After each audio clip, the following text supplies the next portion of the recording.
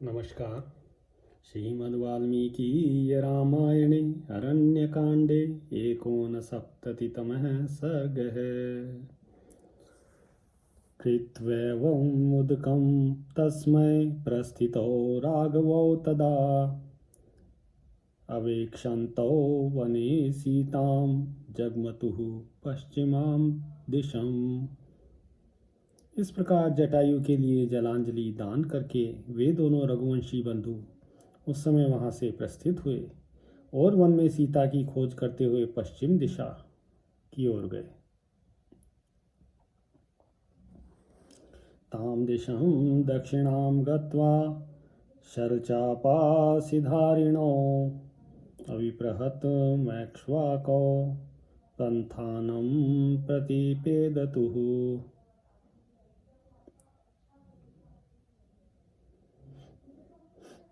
धनुष बाण और खड़ग धारण किए वे दोनों इक्ष्वाकु वंशी वीर उस दक्षिण पश्चिम दिशा की ओर आगे बढ़ते हुए एक ऐसे मार्ग पर जा पहुंचे जिस पर लोगों का आना जाना नहीं होता था।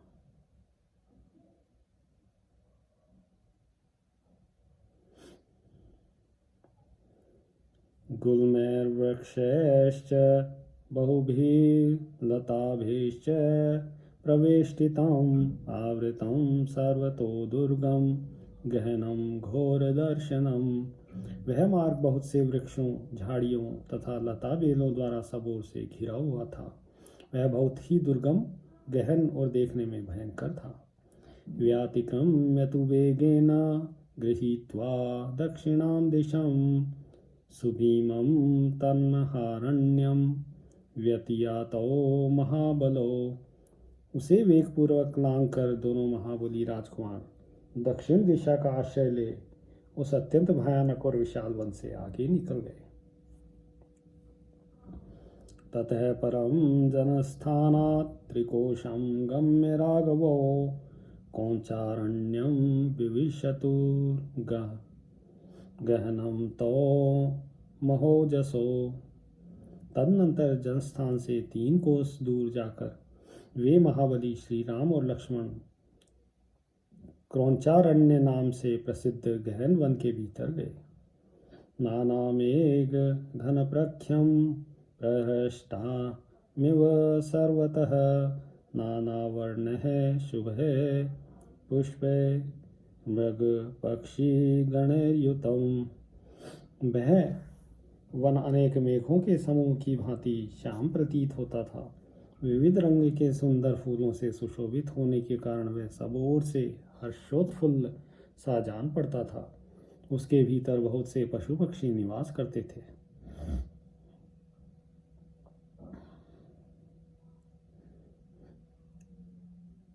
दिद्रक्ष्यमाणो वैदेहीं तद्वनं तो विचिक्यतुः तत्र तत्रावतिष्ठन्तो सीताहरण दुःखितो। सीता का पता लगाने की इच्छा से वे दोनों उस वन में उनकी खोज करने लगे। जहाँ तहाँ थक जाने पर वे विश्राम के लिए ठहर जाते थे।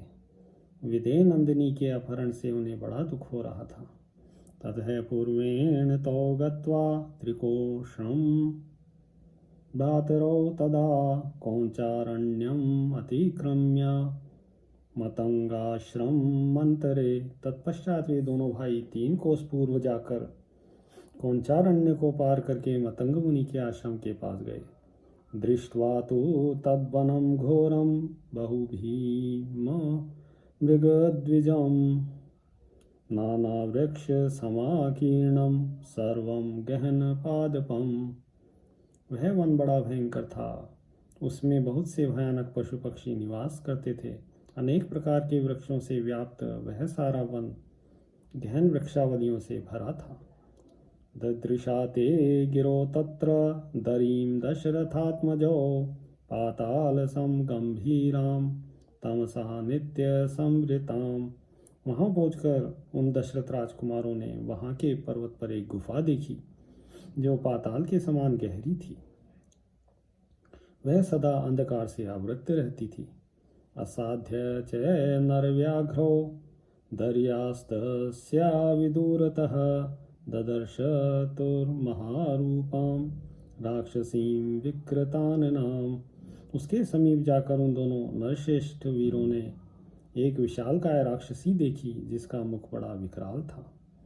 भयदामल्प सत्वानां बीभत्सां रौद्रदर्शनां लंबोदरीं तीक्ष्ण दंष्ट्रां कराली परुषत्वचम।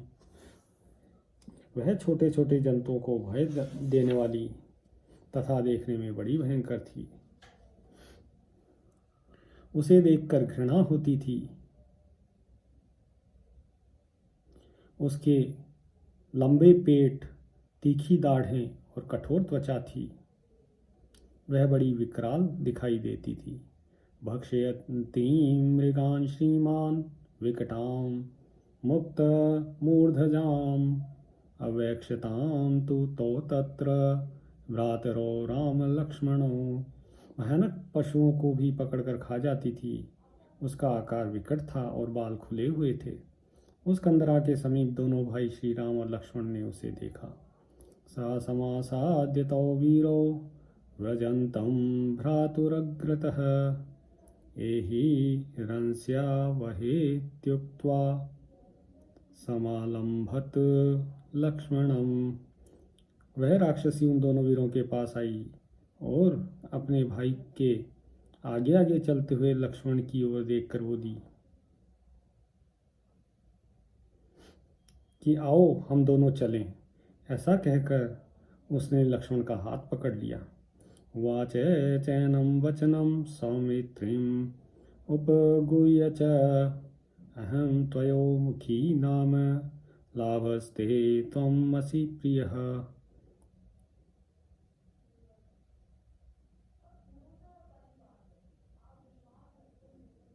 इतना ही नहीं, उसने सुमित्रा कुमार को जकड़ लिया और कहा कि मेरा नाम अयोमुखी है।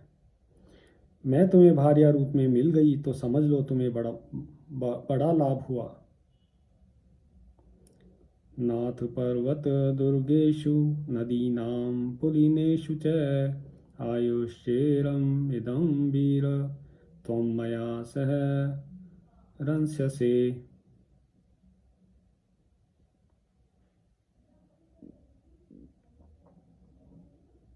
वीर, यह दीर्घ काल तक स्थिर रहने वाली आयु पाकर तुम पर्वत की दुर्गम कंदराओं में तथा नदियों के तटों पर मेरे साथ रहोगे।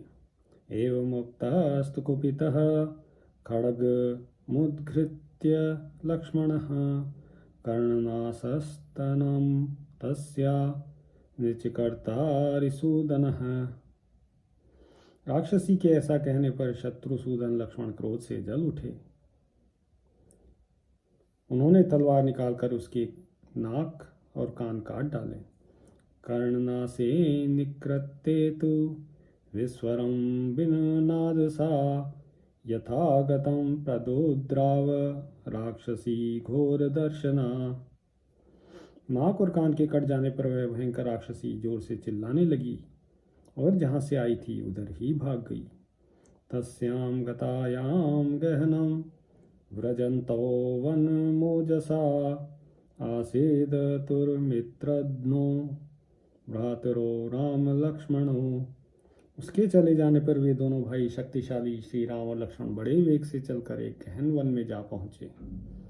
लक्ष्मणास्तु महातेजा सत्ववांछील वांछुचिः अब्रवीत् प्राञ्जलिर्वाक्यं भ्रातरं दीप्त तेजसम्। उस समय महातेजस्वी, धैर्यवान, सुशील एवं पवित्र आचार विचार करने वाले लक्ष्मण ने हाथ जोड़कर अपने तेजस्वी भ्राता श्री रामचंद्र जी से कहा, स्पंदते मे दृढ़ं बाहुरुद्विग्नम् इव मे मनः प्रायश्चाप्य निष्ठानि निमित्तान्योपलक्ष्ये तस्मात् सज्जीभवार्य त्वं कुरुष्व वचनं ममैव हि निमित्तानि सद्यः शंसन्ति संभ्रमम्। आर्य मेरी बाईं बाह जोर जोर से फड़क रही है और मन उद्विग्न हो रहा है। मुझे बार बार बुरे शकुन दिखाई देते हैं, इसलिए आप भय का सामना करने के लिए तैयार हो जाइए।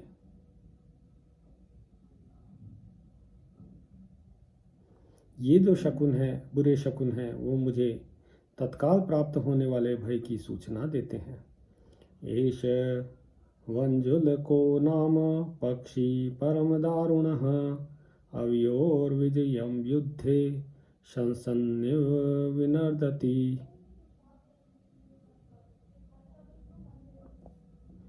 यह जो वंजुल नामक एक दारुण पक्षी है, यह युद्ध में हम दोनों की विजय सूचित करता हुआ सा जोर जोर से बोल रहा है। तयोरन्वेषितोरेवं सर्वं तद्वनमोजसा संजज्ञे विपुलः शब्दः प्रभञ्जन्निव तद्वनम्। इस प्रकार बलपूर्वक उस सारे वन में वे दोनों भाई जब सीता की खोज कर रहे थे, उसी समय वहां बड़े जोर का शब्द हुआ जो उस वन का विध्वंस करता हुआ सा प्रतीत होता था। संवेष्टितम् इवात्यर्थं गहनं मातरिश्वना वनस्य तस्य शब्दो अभूत् वनम् आपूरयन्निव। उस वन में जोर जोर से आंधी चलने लगी, वह सारा वन उसकी लपेट में आ गया। वन में उस शब्द की जो प्रतिध्वनि उठी, उससे वह सारा वन प्रांत गूंज उठा। तम शब्दम कांक्षमाणस्तु राम खड्गी सहानुजः ददर्श सुमहाकायं राक्षसं विपुलोरसम। भाई के साथ तलवार हाथ में लिए भगवान श्री राम उस शब्द का पता लगाना ही चाहते थे कि एक चौड़ी छाती वाला विशालकाय राक्षस वहां प्रकट हुआ। आसीदत्तुश्च तद्रक्षस्ता उभो प्रमुखे स्थितं विवृद्धम् अशिरोग्रीवं कबंधम उदरे मुखम। उन दोनों भाइयों ने उस राक्षस को अपने सामने खड़ा पाया। वह देखने में बहुत बड़ा था, किंतु उसके न मस्तक था न गला। कबंध यानी धड़ मात्र ही उसका स्वरूप था और उसके पेट में ही मुंह बना हुआ था। रोमभिर्निशित तीक्ष्णैर् महागिरीम् इवोच्छ्रितं नीलमेघ निभं रौद्रं मेघस्तनि तनिः स्वनम्। उसके सारे शरीर में पैने और तीखे रोए थे। वह महान पर्वत के समान ऊंचा था। उसकी आकृति बड़ी भयंकर थी। वह नील मेघ के समान काला था और मेघ के समान ही गंभीर स्वर में गर्जना करता था। अग्निज्वाला निकाशेन ललाटस्थेन दीप्यता महापक्षेण पिंगेन विपुलेनायतेन च एकेनो रसी घोरेण नयनेन सुदर्शिना महादंष्ट्रोपपन्नं तं लेलिहानं महामुखम्। उसकी छाती में ही ललाट था और ललाट में एक लंबी चौड़ी तथा आग की ज्वाला के समान दहकती हुई भयंकर आंख थी जो अच्छी तरह देख सकती थी।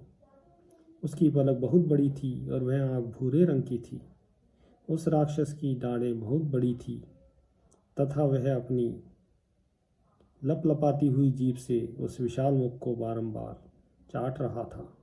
भक्षयन्तं महाघोरा नृक्षसिंहं मृगद्विजान् घोरौ भुजौ विकुर्वाणम् उभौ योजनमायतौ कराभ्यां विदिधान् गृह्य ऋषान् पक्षिगणान् मृगान् आकर्षन्तं विकर्षन्तं अनेकान् मृगयूथपान्।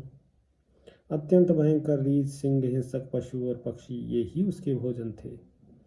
वह अपनी एक एक योजन लंबी दोनों भयानक भुजाओं को दूर तक फैला देता था और उन दोनों हाथों से नाना प्रकार के अनेकों भालू, पक्षी, पशु तथा मृगों के युद्धपतियों को पकड़कर खींच लेता था। उनमें से जो उसे भोजन के लिए अभीष्ट नहीं होते, उन जंतुओं को वह उन्हीं हाथों से पीछे धकेल देता था। स्थितमावृत्य पंथानं तयोर्भ्रातोः प्रपन्नयोः अथ तं समतिक्रम्य क्रोशमात्रं ददर्शतुः महान्तं दारुणं भीमं कबन्धं भुजसंवृतं कबन्धम् एव संस्थाना अतिघोर प्रदर्शनम। दोनों भाई श्री राम और लक्ष्मण जब उसके निकट पहुंचे तब वह उनका रास्ता रोककर खड़ा हो गया। तब वे दोनों भाई उससे दूर हट गए और बड़े गौर से उसे देखने लगे। उस समय वह एक कोस लंबा जान पड़ा। उस राक्षस की आकृति केवल धड़ के रूप में ही थी, इसलिए वह कबंध कहलाता था।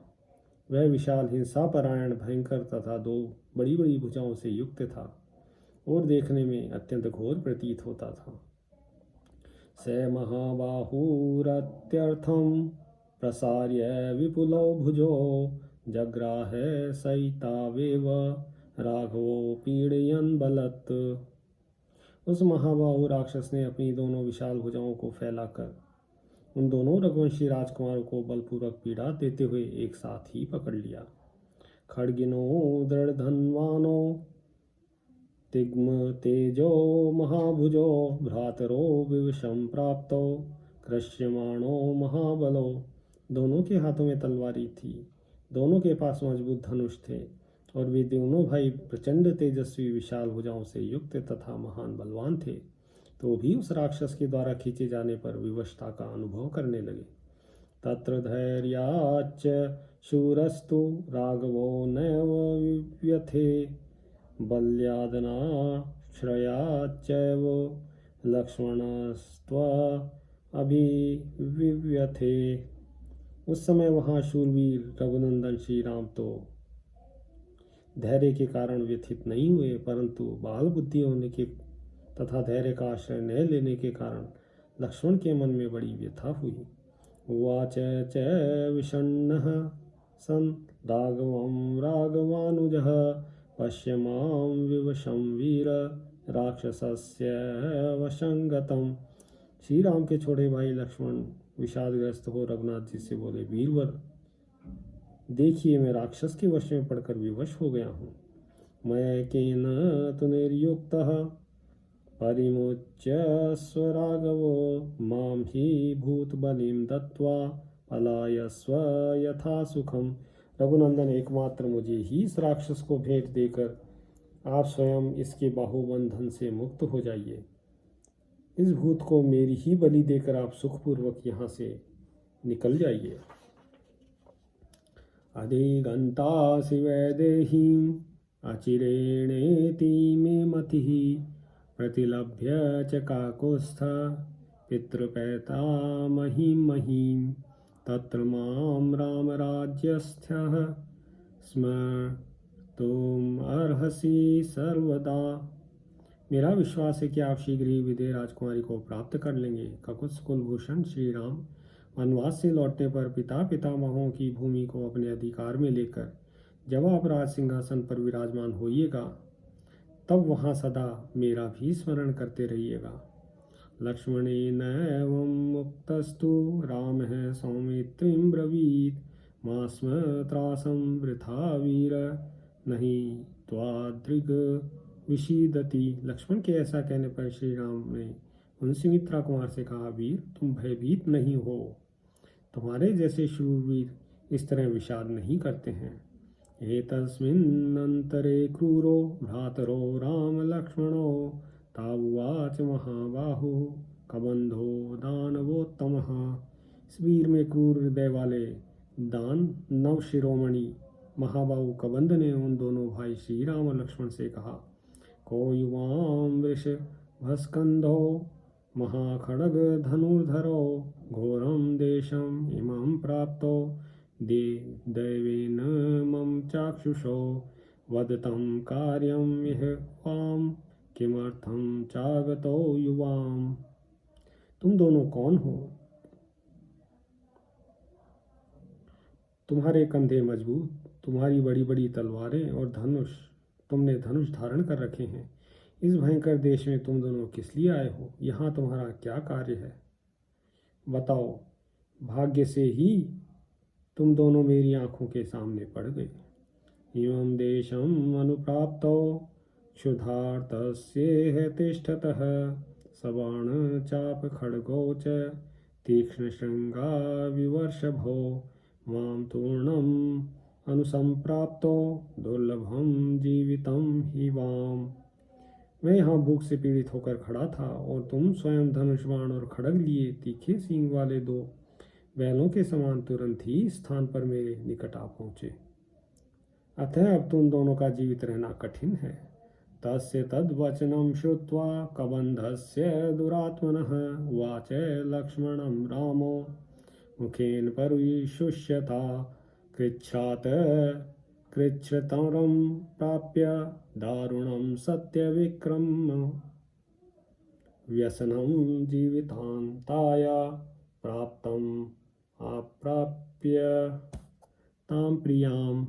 दुरात्मा कबंध की बातें सुनकर श्री राम ने सूखे मुख वाले लक्ष्मण से कहा, सत्य पराक्रमी वीर, कठिन से कठिन ऐसे दुख को पाकर हम दुखी थे ही, तब तक पुनः प्रियतमा सीता के प्राप्त होने से पहले ही हम दोनों पर यह महान संकट आ गया जो जीवन का अंत कर देने वाला है।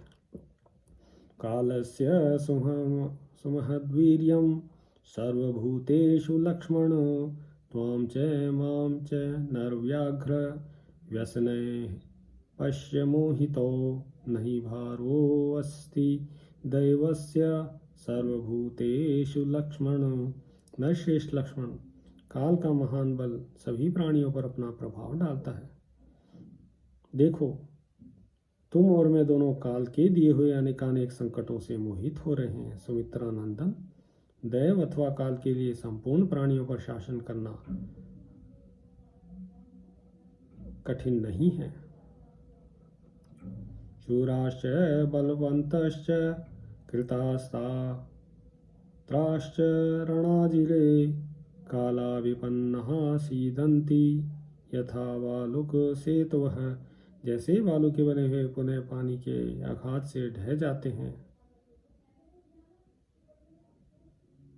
उसी प्रकार बड़े बड़े शूरवीर, बलवान और अस्त्रवेत्ता पुरुष भी समारंगण में काल के वशीभूत हो कष्ट में पड़ जाते हैं। इति ब्रुवाणो दृढ़ सत्य विक्रमो महायशादाशरथिः प्रतापवान आवेक्ष्य सौमित्री मुदग्र विक्रमः स्थिरां तदा स्वां मतिम आत्मना करोत्।